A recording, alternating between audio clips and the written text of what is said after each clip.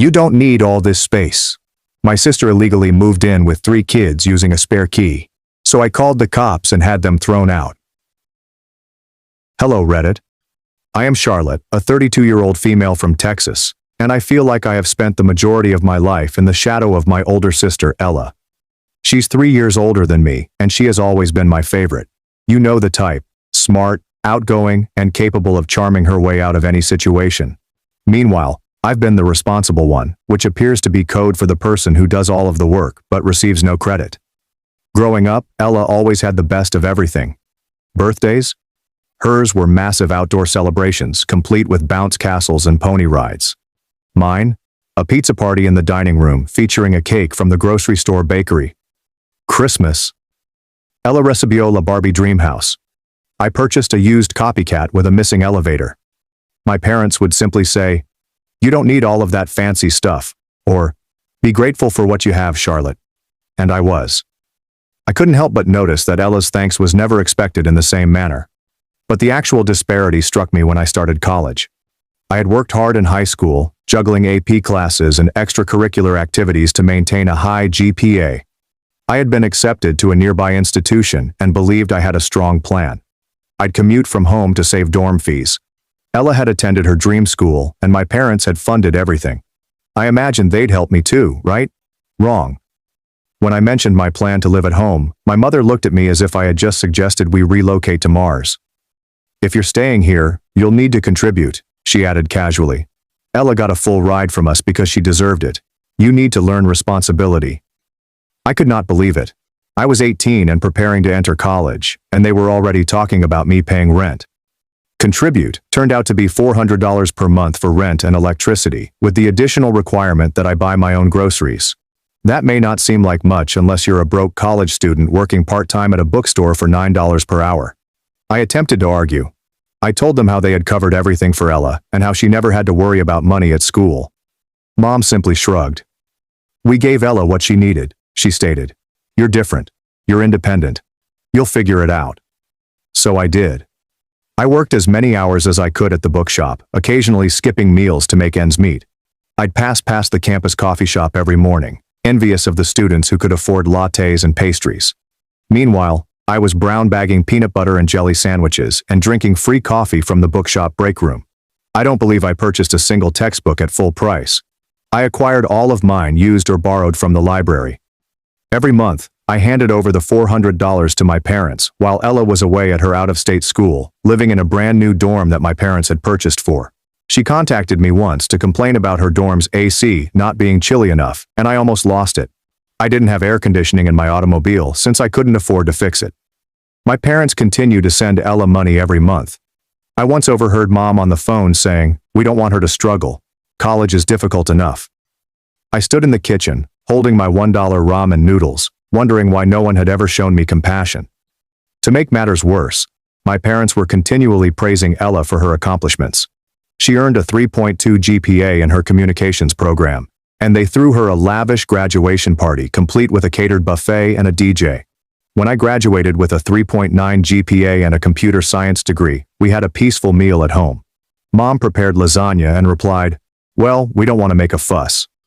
Looking back, I believe what hurt the most was not a lack of financial assistance. The message was clear. I didn't matter as much. While I was only present, Ella was always portrayed as the star, the one with potential. Even when I achieved it, it was overlooked. "Charlotte's smart. She doesn't need help," they'd say. It seemed like being capable was a curse.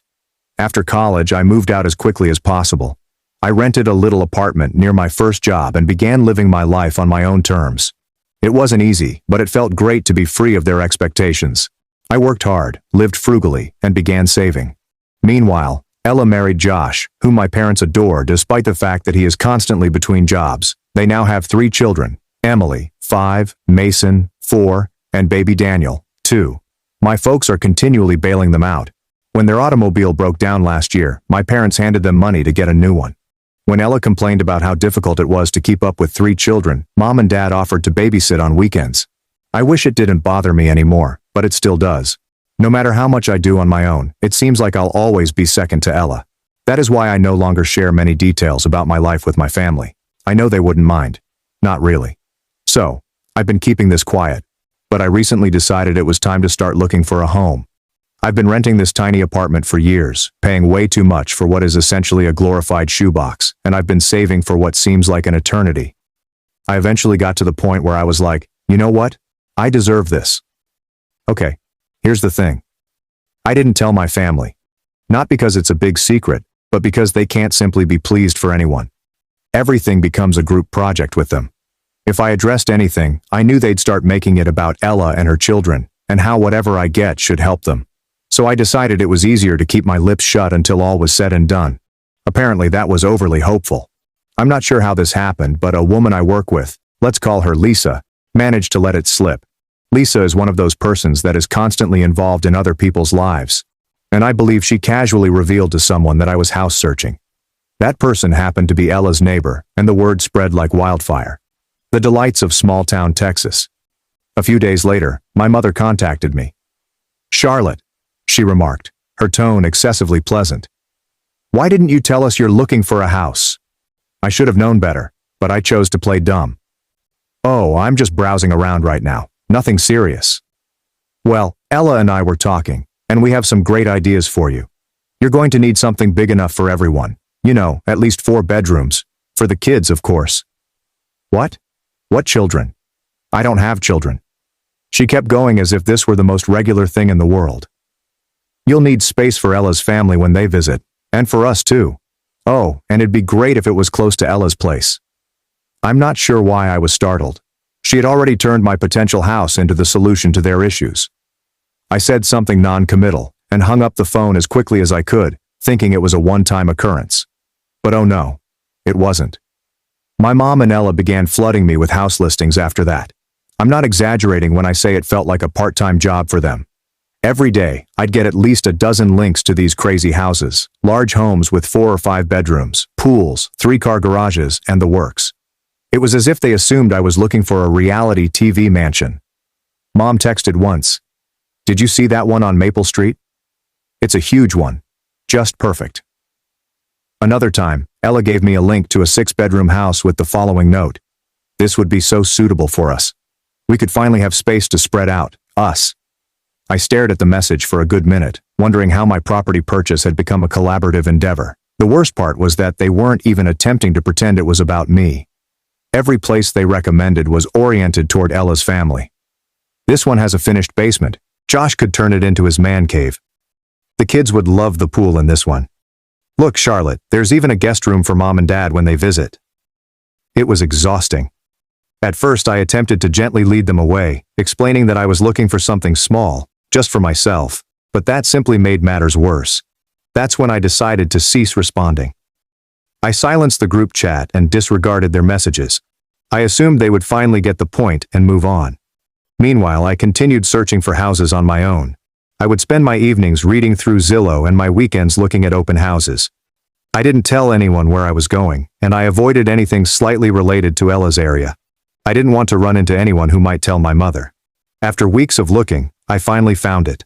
A little 2-bedroom cottage just outside the city. It has everything I desired. A nice little porch, a sunny kitchen, and a lawn large enough for gardening. It wasn't elegant, but it felt familiar. The moment I stepped through the door, I knew it was mine. I submitted an offer, and a few nerve-wracking days later, it was accepted. I can't even explain how fantastic it felt. For the first time in my life, I was doing something solely for myself, with no influence from anyone. Of course, I did not inform my family.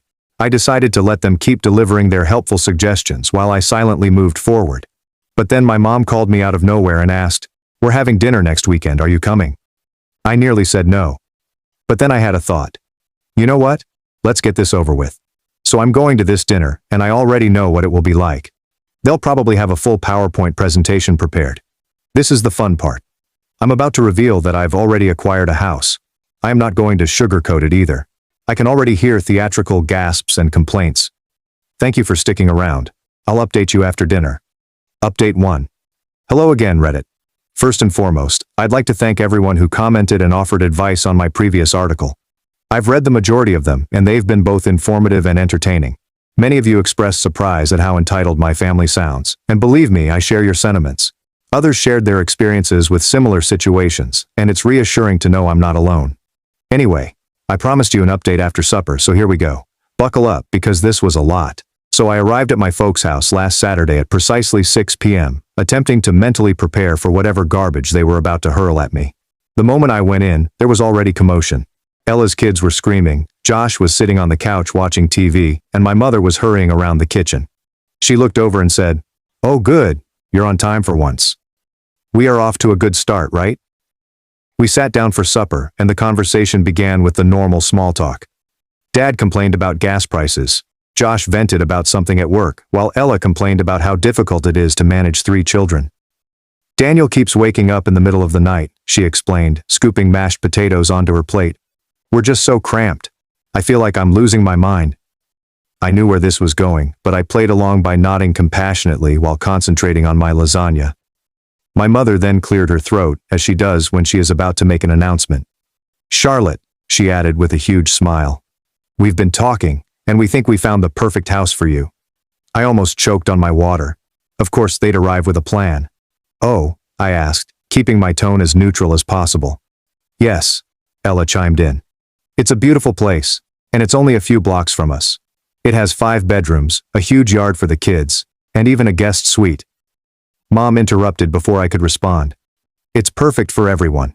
There's enough space for the kids to finally have their own rooms, and Josh could even set up an office. Plus it's in such a great neighborhood, close to good schools." I just stared at them, bewildered. They weren't even pretending it was about me anymore. "So," Ella replied, beaming as if everything was settled. "We can go see it tomorrow if you want."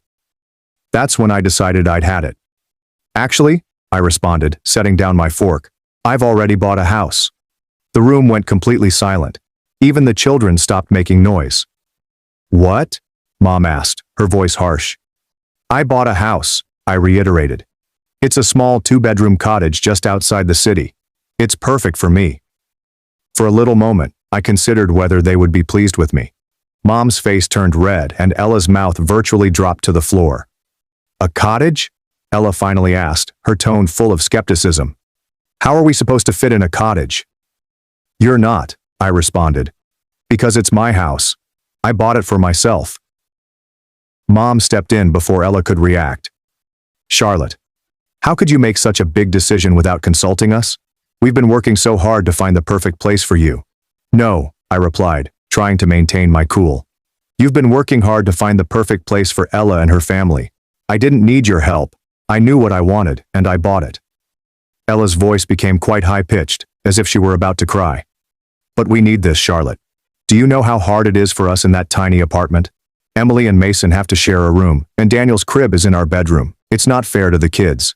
I took a deep breath and tried not to snap. "That's not my problem, Ella. I've worked hard to get to this point, and I'm not giving up my dream house to fix your situation." That's when Dad decided to join in.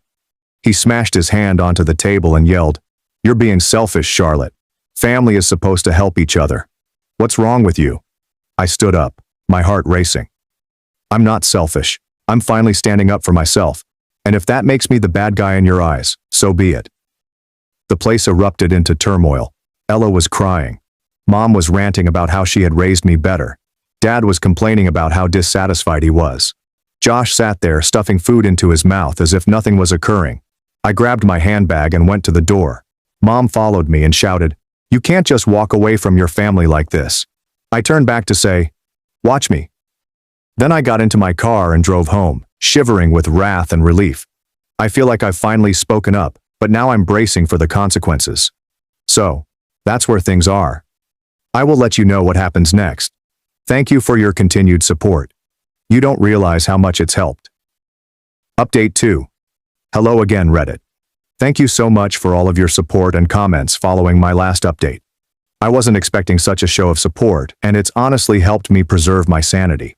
Many of you were correct. I should have seen this coming. After that evening, things went just as I had dreaded. So, here's an update. Ella sent the first SMS that night. It was simply a photo of her children lounging on their couch, surrounded by toys, with the caption, "Look how cramped we are. Do you think this is fair to Emily and Mason?" I didn't respond. What was I supposed to say? That it was somehow my fault that her place was a mess? That buying a property for myself had somehow resulted in her children sharing a room? I turned my phone to silent and went to bed, hoping she would let it go. She did not.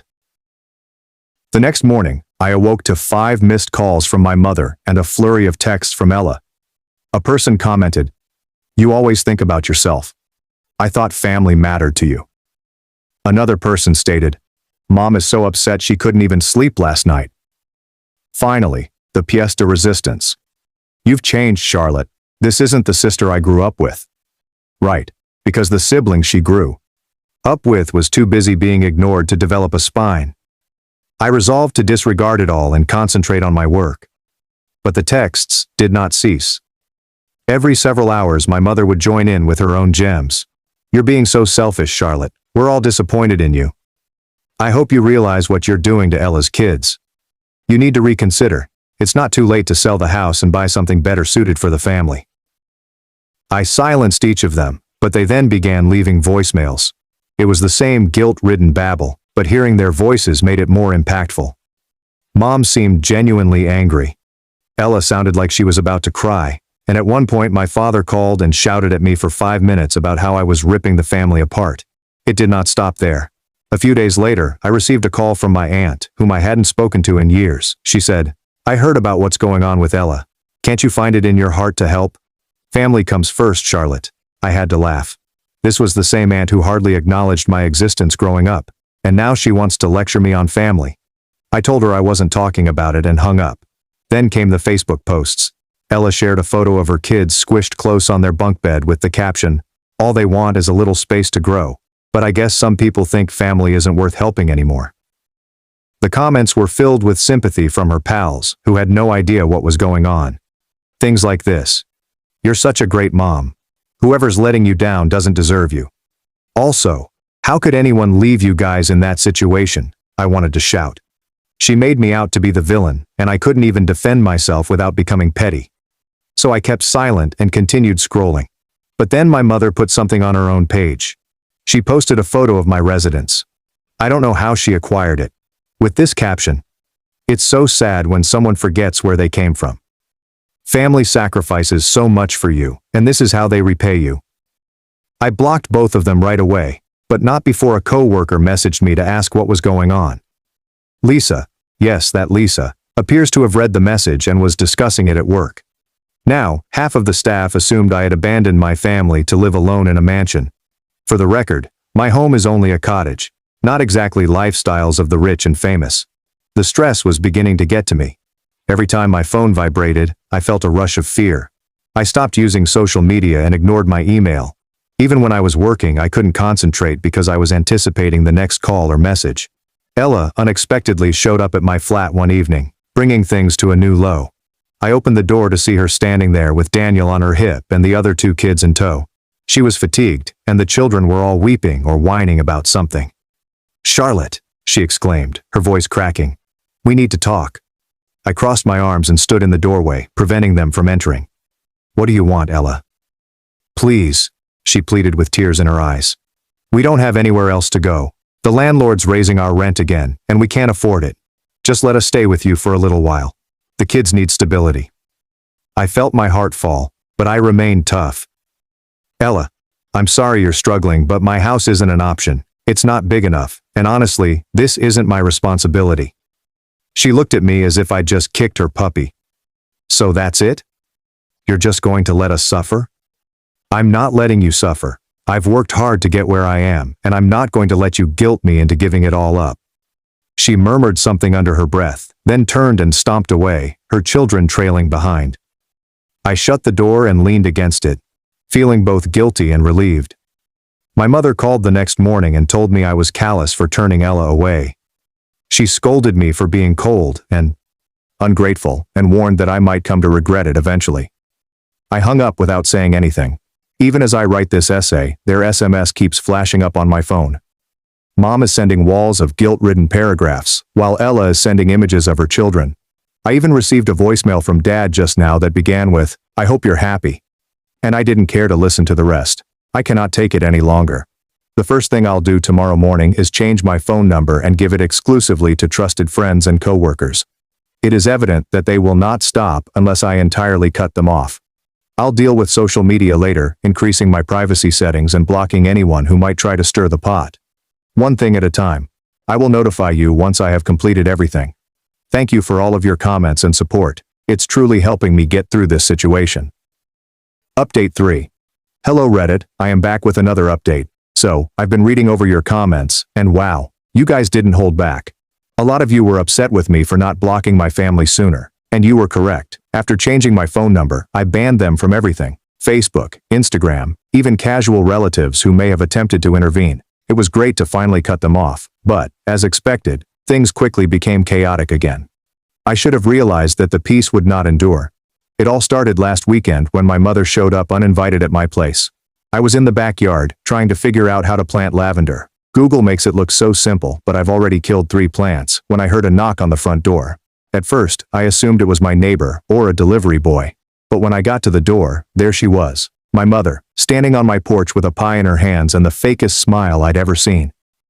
"Hi Charlotte," she said, as if she had just dropped by for a casual visit and not after weeks of me disappearing. Hi," I answered, quite taken aback. I stood there for a second, contemplating whether I should even let her in, but she threw the pie at me and shouted, "I thought I'd stop by and see how you're doing. I brought your favorite, apple." I wasn't sure whether to laugh or cry. My favorite is cherry, but that's good, Mom. Against my better judgment, I allowed her in. I did not want to cause a scene. She placed the pie on the counter and gazed about the home as if she were taking inventory. "This is lovely, Charlotte," she commented, sliding her hand along the back of a chair. "You've done a great job." I had no idea what to say, so I simply mumbled a brief thank you and waited for her to get to the point. She sat down at my kitchen table and sighed deeply. "I wanted to apologize," she explained. "Things got a little heated, and I realize now that we were wrong to push you like that. You've worked hard for this house, and I should have respected your decisions." I stared at her, trying to determine whether she was serious. It seemed good on the surface, but something about her tone didn't sit well with me.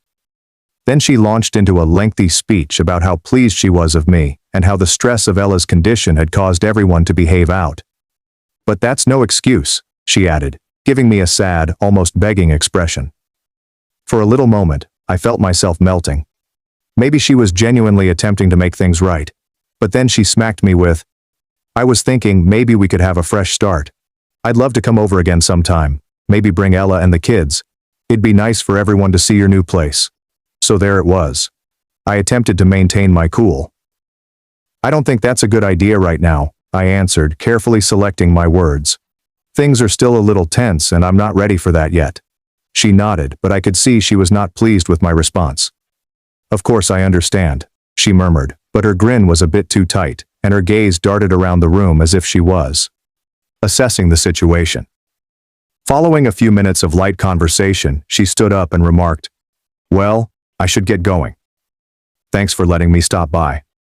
I really mean it, Charlotte. I just want us to be a family again." I nodded without saying anything.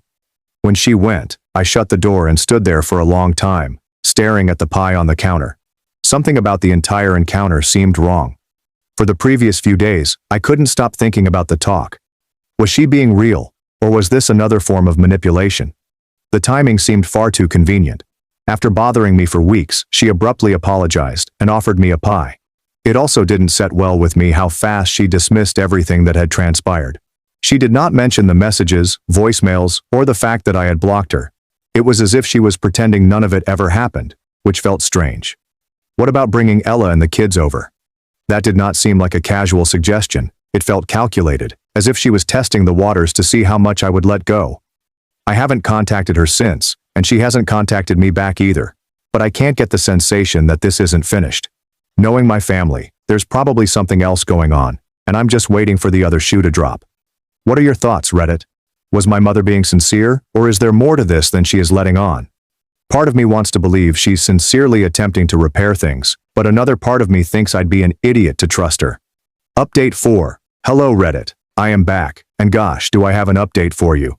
Hopefully the final one. I wish I could say things had settled down, but everything has gone from somewhat irritating to really wild. I'm not sure where to begin, But let's just say I've officially stopped giving my family the benefit of the doubt. So, remember how my mother swung by with an apology and a pie? At the time, I told everyone I had a bad feeling about it. It turns out my instincts were correct. Something about her visit didn't sit right with me, and I couldn't figure out why. She looked way too concerned in every element of my residence, from the door locks to the room arrangement. At the time, I dismissed it as her being nosy. However, I now see it was part of a larger plan. A few days following her visit, I resumed my normal routine. Work was hectic, so I spent most of my time holed up in my new home office, focusing on deadlines. I wasn't really thinking about my family. Things had been quiet since the visit, and I wondered whether they were finally backing off. Then came Saturday. I'd gone out to run errands in the morning, the usual stuff, grocery shopping, a trip to Target, and picking up a package at the post office. I arrived home around noon, bags in hand, ready to put everything away and have a relaxing weekend. As I drove into the driveway, I noticed something odd. Ella's SUV was parked directly in front of my house. My heart sank immediately. I approached the door, fumbling with my keys, and heard voices inside. At first, I assumed I had left a window open or my TV turned on, but as I stepped into the entryway, the realization hit me like a brick. Ella, Josh, and the kids were at my house. The scene inside was complete chaos.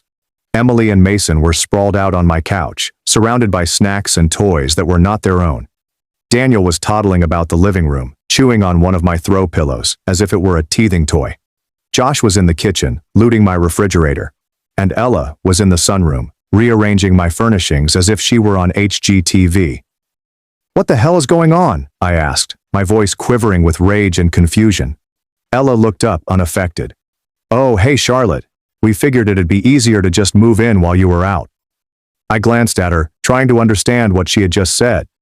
"Move in? Are you serious?" She rolled her eyes, as if I were the one acting ridiculous. "Mom gave us the key. She said it'd be fine." I felt like I was about to explode. "Mom gave you what key?" "The spare key," she added, pointing to the kitchen counter, where I had left it during Mom's stay.